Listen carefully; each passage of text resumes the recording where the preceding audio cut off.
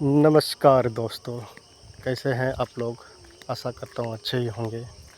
अपना झारखंड का अभी स्थिति क्या है ये किसी से छुपा नहीं है। ये कुर्मी और आदिवासी समुदाय एसटी दोनों के बीच में बयानबाजी का असर आजकल अपने गांव समाज में भी दिखाई पड़ने लगा है। अवस्था अभी ये है कि एक साथ साइकिल में बैठ के जाने वाले दो दोस्त अभी एक दूसरे को शंके की नज़र से देख रहे हैं। आगे चल के पता नहीं इसका प्रभाव क्या पड़ने वाला है, लेकिन जो भी हो अच्छा नहीं होगा। काहे कि कुर्मी और संथाल 80% गाँव में एक साथ ही रहते हैं, जिसमें एक खेती एक आड़ दूसरे आड़ में दूसरे, कोई संथाल का खेती है तो कोई कुर्मी का भी खेती है। कहीं ऐसा ना हो कि आगे चल के ये ना हो जाए कि हम आपको अपने खेत होके गाड़ी ट्रैक्टर नहीं पार करने देंगे, खेती ना करने देंगे। तो इस प्रकार तो समाज की अर्थव्यवस्था ही चौपट हो जाएगा। बयानबाजी अपने जगह ठीक है, लेकिन ऐसा भी बयानबाजी ना करें जिससे दोस्त समुदाय आपस में उलझने के लिए मजबूर हो जाएं। इसमें तो आप लोग के राजनीति के रोटी तो अच्छे से फूल जाएंगे, लेकिन समाज का स्थिति काफ़ी ख़राब हो जाएगी। क्योंकि गांव में ऐसा देखा गया है कि आदमी एक दूसरे के कंधा से कंधा पकड़ के ही कुछ काम कर सकता है। ताकि एक गांव में जहां कुर्मी है वहां संथाल भी है। अगर कुर्मी काम करने से अगर रोकता है तो संथाल की अवस्था ख़राब हो रहा है। अगर संथाल अपने खेतों में रोक रहा है तो कुर्मी की अवस्था ख़राब हो जाए। कहीं ना कहीं यहाँ इस स्थिति में युवा लड़का की भविष्य ख़राब हो जाएगी। काहे कि पढ़ाई लिखाई सब उसी से निर्भर है, और आपस में अगर मतभेद रहेगा तो कैसे हो पाएगा। अब रात में कोई अगर बीमार भी पड़ जाता है तो हमने देखा है कि एक दूसरे को हेल्प करता है, लेकिन इस प्रकार तो कोई किसी का हेल्प नहीं करेगा। ऐसे में तो समाज की स्थिति बहुत बुरी तरह बिगड़ जाएगी।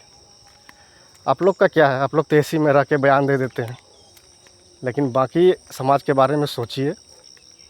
काहे कि अगर इस प्रकार चलता रहा तो एक दूसरे का मन मोटी तो पक्का है, जिसमें नुकसान दोनों ही समुदाय का है।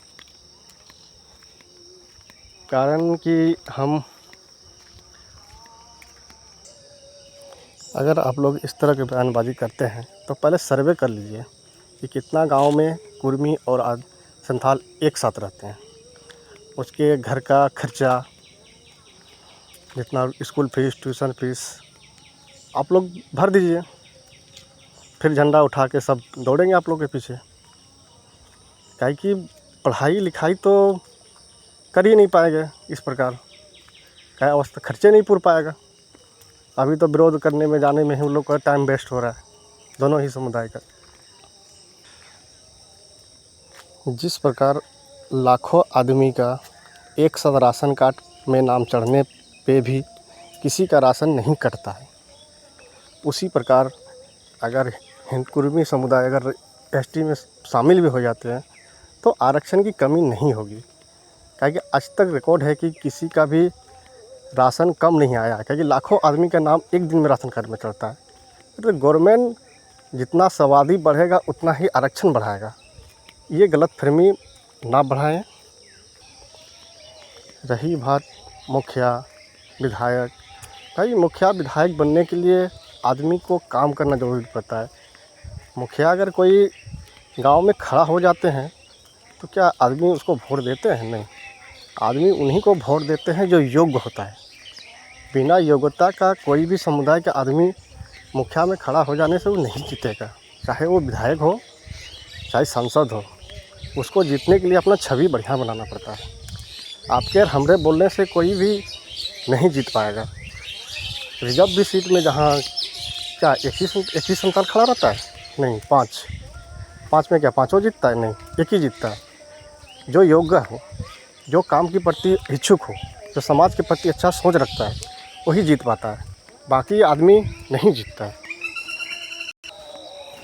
बाकी मैं दोनों समाजों के युवाओं से कहना चाहता हूँ कि नौकरी मेहनत करने वाले को मिलता है, जो मेहनत करता है, जो पढ़ाई करता है। झंडा उठा के रैली में जाने वाला आदमी कभी नौकरी नहीं कर सकता। तो आप लोग को रोज़गार की लड़ाई लड़िए, रोज़गार के लिए आगे बढ़िए। झारखंड कैसे आगे होगा ये सोचिए, ना ही कि बेफुजूलों में अपना टाइम वेस्ट कीजिए।